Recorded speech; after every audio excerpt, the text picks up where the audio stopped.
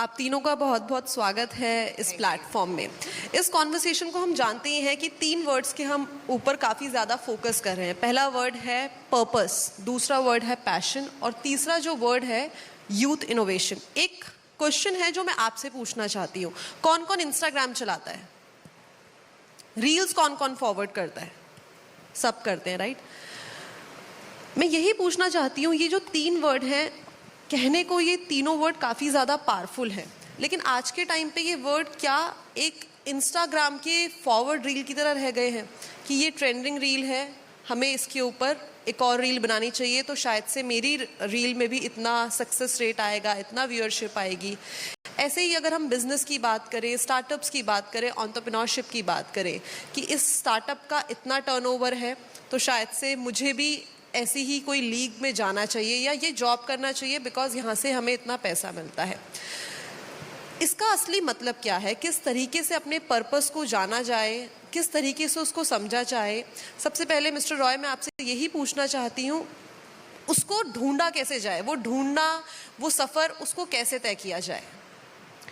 See, we are all built differently. And अगर हम खुद के टैलेंट, स्किल्स को देखें, पैशंस को देखें, there are 2 or 3 things everybody is gifted with. The rest is average knowledge. But 2 or 3 things we are all very good at. अगर उसको harness किया जाए and we align that with market and problem. So market as in, let's say, the Kolkata market. And we are targeting urban professionals. So for example, companies that like Uber or Amazon or Zomato doing very well, monetizing the urban professionals. So when we understand this is my target audience, what else might they want? And I'm good at doing this, whether it's marketing, whether it's operations, whether it's technology. And based on that, I align myself to the target and their need. If I can solve a problem, I can sell something and make money.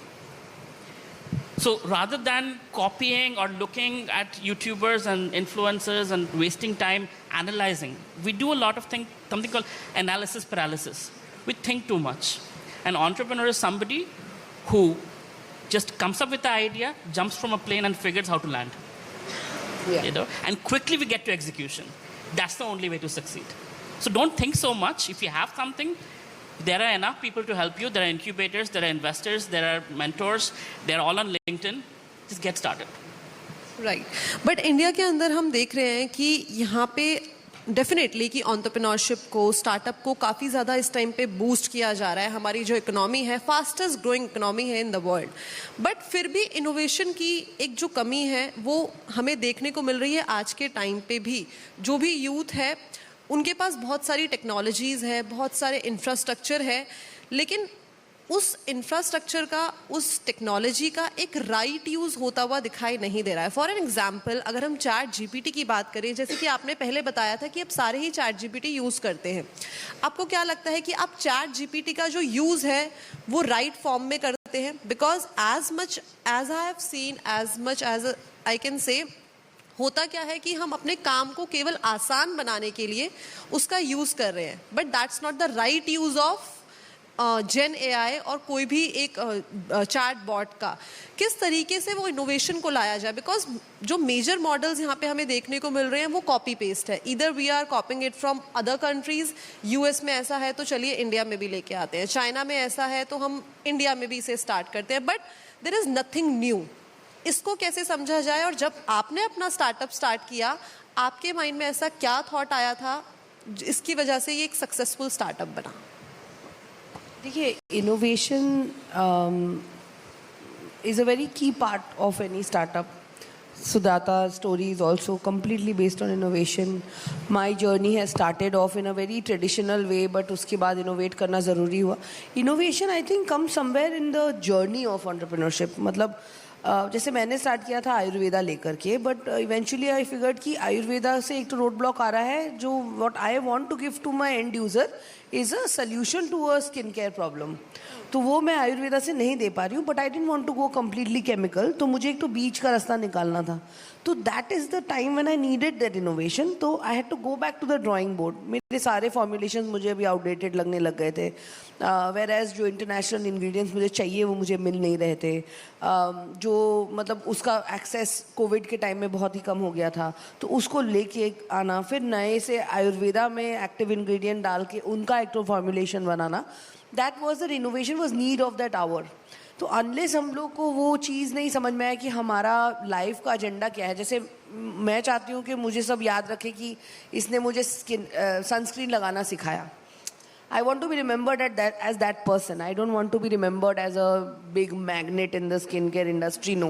मेरा requirement बहुत कम है कि मैं अगर आज every day I can teach 5 people कि यार sunscreen लगाओ, it's good for you.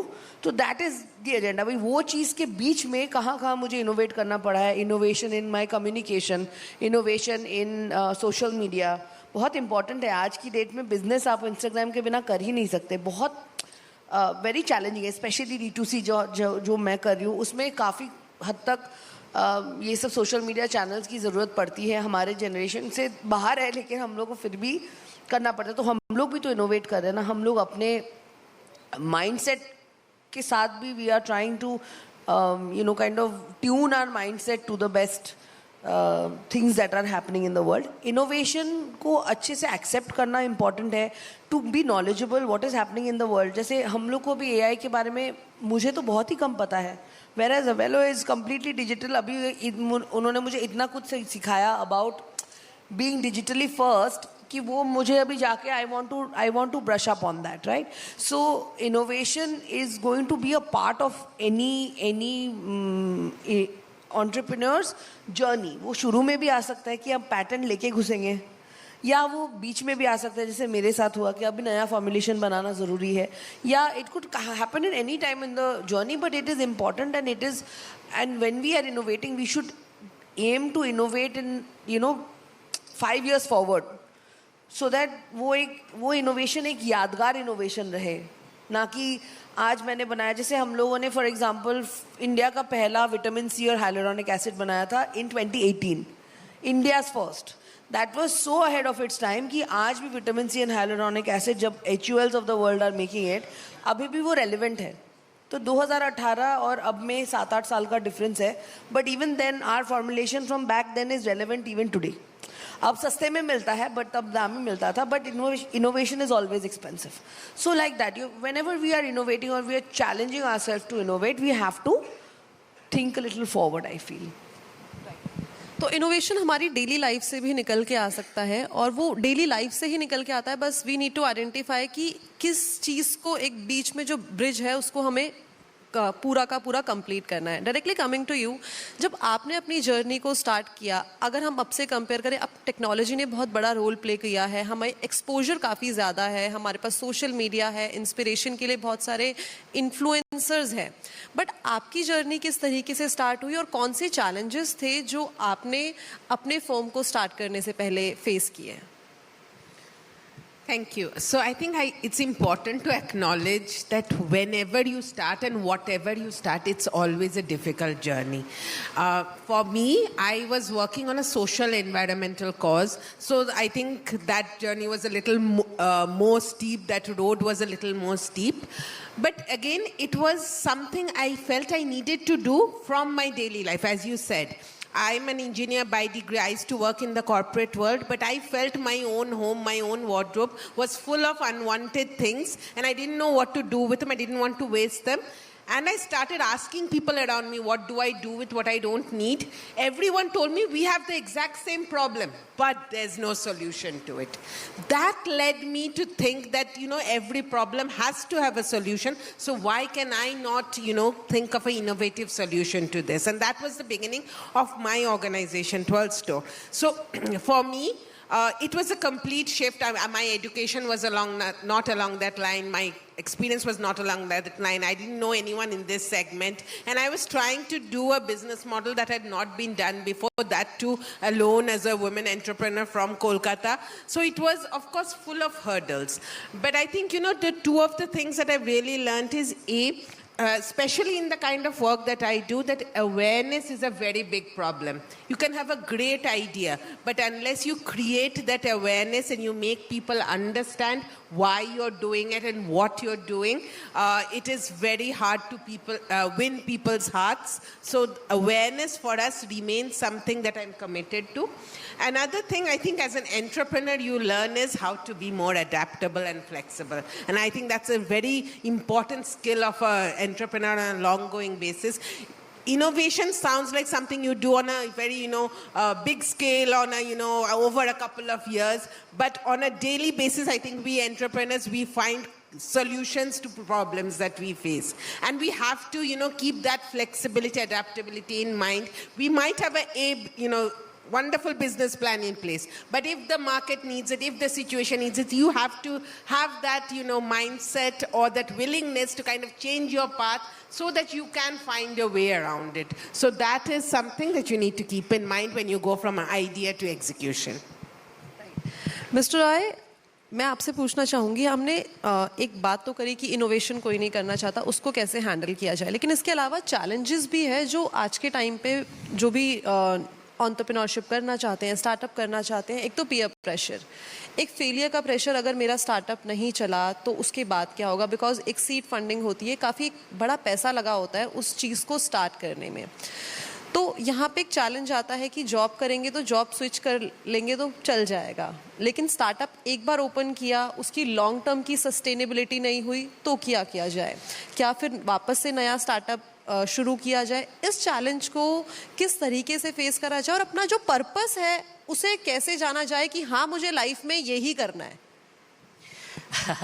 तो एक्चुअली मैं ज़्यादातर यूज़ को बोलता हूँ कि एक बार स्टार्टअप करके देखो. Not everybody is built to be an entrepreneur, क्योंकि रिस्क जो है जो घिस के ज़्यादा होता है. You see your first your friends buying their first car, their first house, you're still struggling along. So it's difficult. It's a very, very difficult journey. Having said that, I tell people at least 2 years of your life, tell your parents, give me 2 years. Within those 2 years, if you're able to get through, fantastic. If not, I'll get a job. But in those 2 years, something is going to happen. You're going to learn marketing, law, compliance, hiring, team management, project management. It is MBA plus, right? And here's what has happened. In Kolkata Ventures, we have had 550 plus revenue generating startups. A lot of them failed also. We have a 73% success rate, whereas the national success rate is 5% or less. But those who have failed have found jobs that are so much better than they would have gotten if they didn't have the startup experience. I'll give you one example. There's a guy named Sujit Simon in Chennai. So before COVID, he was doing very well. He was selling these car products that he manufactured in China, his own patent and everything. Maruti and all these companies were buying it from him. COVID happened, it all shut down. His wife was making 2 lakhs a month, he was making nothing. After 6-7 months, he's like, sir, can I quit and get a job? I'm like, I think you should do that. Once COVID is done, we can come back to it again. Sujit quit his job. He applied for Mahindra. In Mahindra, there was a job role available which he wanted to do, but he was not qualified for it. He had 3 years of startup experience after college, 0 corporate experience, no internships, nothing. With that 3 years of startup experience, he got a job that required 11 years of experience. And not only that, he got double the salary. And not only that, once he got in, he got promotion within the first 6 months. And in 1 year, he was on a flight with Anand Mahindra going to Germany. He's showing me pictures, right? And then I was like, don't forget, you are an entrepreneur. Enjoy the time, learn as much as you can, go back again. Within 4 years, he worked at Mahindra, then Amazon, and then he went back into startup. Now he's innovated another product in Chennai, and he's doing extremely well, making crores and making his father proud, and it's a great story. So if you are an entrepreneur, you learn so much more than your peers, even if you fail. And if you succeed, you'll be a legend. You will be somebody who generations will talk about, down the line. So there is no loss in the process. Try it out. If it's not for you, you will end up learning. If it's for you, you will end up becoming 1% of India that decides the future of India. It's we who decide the future of India, not the politicians. They come and go. We stay till death. That's true, indeed. Aishwarya, directly coming to you, जिस market में आप हैं, consumer market में, ये काफ़ी ज़्यादा competitive market है। यहाँ पे अगर आपके पास ऑडियंस ज़्यादा है तो आपके पास कंपटीशन भी डेफिनेटली बहुत ज़्यादा है। ऐसे मार्केट में प्ले करने के लिए कौन कौन सी चीज़ें हैं जो आपको कंटिन्यूसली करते रहना है, क्या इनोवेट करते रहना है? और स्टूडेंट्स के लिए स्पेसिफिकली अगर हम बात करें तो क्या चीज़ें सबसे ज़्यादा एसेंशियल हैं याद में रखने के लिए? बिकॉज माना ये जाता है कि ये इंडस्ट्री सबसे इजी है, कि आप एक बहुत इजी आइडिया है कि आप अपना एक स्किन केयर का ब्रांड खोल लीजिए या बेसिक कंज्यूमर ब्रांड खोल लीजिए, लेकिन सबसे ज़्यादा प्रॉब्लम्स भी आपको यहीं फेस करनी पड़ती है। जितना आपको रिवॉर्ड मिलता है तो उससे ज़्यादा आपको बैकलैश भी यहाँ पे मिलता है। तो क्या चीज़ें इंपॉर्टेंट है जो इस टाइम पे कंसिडरेशन में रखनी है? देखिए, एक ही चीज़ इम्पॉर्टेंट है, that is your end user और आपका प्रोडक्ट, ठीक है ना? तो अगर आप एक गैप आइडेंटिफाई कर सकते हैं, जैसे हमने जब स्टार्ट किया था तो वी रियलाइज़ कि कोई स्किन केयर में अगर आज मैं पूछूं कि how many of us wear sunscreen every day, मेरे को कम से कम 10 हाथ दिख रहे हैं। यही मैंने 5 साल पहले पूछा होता तो एक भी नहीं दिखता, है ना? और अगर मैं और 2-4 डिफ़िकल्ट क्वेश्चंस पूछ लूँ तो ये चारों हाथ भी नीचे आ जाते हैं। So there was always a gap. मतलब हर कोई भर भर के स्किन केयर प्रोडक्ट बना भी रहा है, एंडोर्समेंट सेलिब्रिटी से करवा रहा है, they are using it, but वो मैरिज नहीं मिल पा रहा था। और ये आप अपने स्किन पे लगा रहे हो, अपने फेस पे लगा रहे हो, अपने बॉडी का सबसे इम्पॉर्टेंट, सबसे प्यारा, सबसे अनप्रोटेक्टेड पार्ट है ना। And we all love our faces, but आप एक बात सोचो, आप कपड़ा पहनते हो बॉडी में, बट आप फेस में कुछ लगाते हो? कुछ नहीं लगाते, कुछ प्रोटेक्शन नहीं है। At least your body, where your skin is I think 10x more stronger than your face, we still have some kind of cover, but on your face we have nothing, whereas that is the most important part. तो ये जो essentials थे about skin care ना, वो कोई बात नहीं कर रहा था। सब बोल रहे थे ये लगाओ गोरे हो जाओगे, ये लगाओ ब्लीच हो जाएगा, ये लगाओ मॉइस्चराइजेशन हो जाएगा, बट तुम्हारे स्किन में क्या प्रॉब्लम है is not what she is facing. तो हमने क्या किया, हमने बोला कि फ्री में कंसल्टिंग कर देंगे और कुछ नहीं, no selling product, no pushing anything. What we did was we started with 5 skincare consultants, including me, and whole day we used to talk to people about their skincare challenge, problem क्या है। अब वहाँ से फिर हम लोग root problem को समझ के, उनके कोई हेल्थ इश्यूज़ है, अगर हार्मोनल इश्यूज़ है, या if they are in their teenage years, क्या उनकी प्रॉब्लम है, उसका सोल्यूशन देते। जहाँ हम लोग वो देने लग गए ना, तो उनको प्रोडक्ट भी सूट हो गया। Now they know what they want, and that product now, and we always kept on saying कि insist किए कि consistency over quantity। आप अगर एक दिन में इतना सारा क्रीम लगा लोगे, वरना वर्सेस 7 days आप रोज थोड़ा थोड़ा करके लगाओगे, उसमें जो डिफरेंस है एंड रिजल्ट ड्रिवन, उसमें हम लोग को बहुत फायदा हुआ। That is why today we have 70% almost every day, day to day 70% repeat customer rate, which is an unheard of number in our industry. 7% भी नहीं होते of the big brands, because we are all driven by the greed of skincare. But skincare is not greed, it's need. तो वो need के बारे में हमने बात करना शुरू किया, and it felt like a test match. It really did. When all your competitors are, picking up big funds and getting big celebrities, here we were talking to our customers and getting one more customer after that. But today when we are on a shelf, there is nobody else. वो shelf हमारा है, we own the shelf, and that shelf will be ours till the time we shut down business, which should not be ever. But if we were not there, तभी कोई और आएगा, वरना कोई नहीं आएगा. So you have to make that space, in any industry. Competitors will be there always. I don't want to be in a place where there's no competitor. मजा क्या है उसमें? But in my race, I am not looking back over my shoulder कि यार ये क्या कर रहा है, वो क्या कर रहा है. That we are not doing. What we are doing is we are solving your problem, and we will continue to honestly keep doing that, and that will show results, and that is showing results. I mean, there is no other explanation for what we do and why we are still alive. I was just speaking to him some time back. He said, "How are you doing this?" He just asked me. I said, "But we are. And we are here to stay. We are not going anywhere." तो वो because हम लोग चाहेंगे भी ना आज की shutdown, मन नहीं कर रहा, आज मैं बोर हो गई हूँ, अब मुझे कुछ और करना है, वो ऑप्शन मेरे पास नहीं है. माई customers will come to my house and take me with them if I stop doing this. So that kind of love na kind of keeps you going every day. And यही मेरा passion है. मेरा passion electrical equipment बनाना है नहीं, तो मैं वो बना ही नहीं सकती. मुझे बनाना है something for people's betterment, because I know skincare is a need.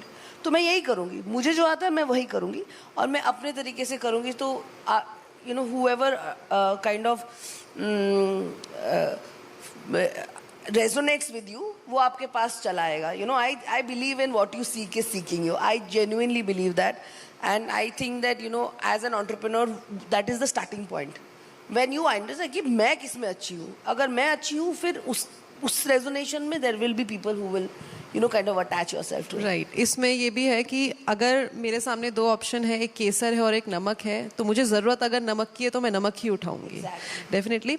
With this I would like to ask you कि इस टाइम पे हम अगर रियल प्रॉब्लम्स की बात करें, मैं कॉलेज में हूँ, मैं अपने करियर की अभी अर्ली स्टार्ट में हूँ, मुझे एंटरप्रेन्योर भी बनना है, मुझे एक स्टार्टअप भी बनाना है, लेकिन रियल प्रॉब्लम्स तो है. पैसों की सबसे बड़ी प्रॉब्लम कि आपके पास इतनी फिनेंशियल फ्रीडम नहीं है कि आप इतना बड़ा वेंचर आप स्टार्ट कर सके, एक सीड फंडिंग भी आप लेके आ पाएँ. क्या करा जाए? बहुत सारे आइडियाज़ यहीं पे ख़त्म हो जाते हैं कि चलो छोड़ देते हैं, कुछ अपनी पढ़ाई कर लेते हैं, इंजीनियर बन जाते हैं, डॉक्टर बन जाते हैं, या बीपीओ में जॉब कर लेते हैं. वहाँ से किस तरीके से अपने आप को उठाया जाए और उस मुकाम तक पहुँचाया जाए जहाँ पे आप तीनों आ जाएं? So first of all, you have to have the right reasons to become an entrepreneur or to have a startup. Now, because all this has become buzzwords, a lot of people want to do it because they think it's cool, because they think it's a quick way to become famous, to become rich. It could be, but that's a rare story. The actual story is a lot of hard work, which requires a lot of, you know, consistent effort and passion. So if you have that and you're willing to, you know, keep on doing it, even if you don't feel or see that success in the first couple of years, then only think about starting something. I strongly recommend, if you don't have it in you to do it for a number of years, then don't just start it for the sake of starting it. And coming to the second part of your question, it's okay if they don't start now. It's okay if they start maybe a few months later or maybe a few years later. So I sincerely believe that your soul and the universe guides you to your purpose if you let it. If you keep yourself open to that, one day you're going to reach there where you're supposed to. I did everything that, you know, you mentioned. I was a good student. I was a very sincere and happy corporate worker. I don't have a sob story that I was unhappy in my corporate job. I was extremely happy and they loved me a lot. So they take me back now also any day. So I've done that, and then I've become an entrepreneur when I felt that pull that I had to do it. I know Aishwarya's story, so I know she also started a lot later. So there is no right time or like immediate time that you have to do it today. Otherwise, you know, you can never become an entrepreneur. You do it when it feels right for you, and you know, when you are confident that you can give it your 200% or more. Thank you so much आप तीनों को. और definitely मैं आपसे बहुत कुछ सीखने वाली हूँ after this panel as well. यहाँ पे टाइम का थोड़ा वहाँ पर बाउंडेशन है, but yes, out of this stage I am going to learn a lot of thing. And आपके लिए भी ये स्टेज ओपन है. आपका कोई भी सवाल हो एंटरप्रेन्योरशिप से जुड़ा हुआ या स्टार्टअप से जुड़ा हुआ, कैसे स्टार्ट करना है, कहाँ से स्टार्ट करना है, कोई भी आइडिया चाहिए हो, तो ये तीनों ही पैनलिस्ट आपके लिए अवेलेबल हैं. और thank you so much for joining us today and all the best for. Thank you.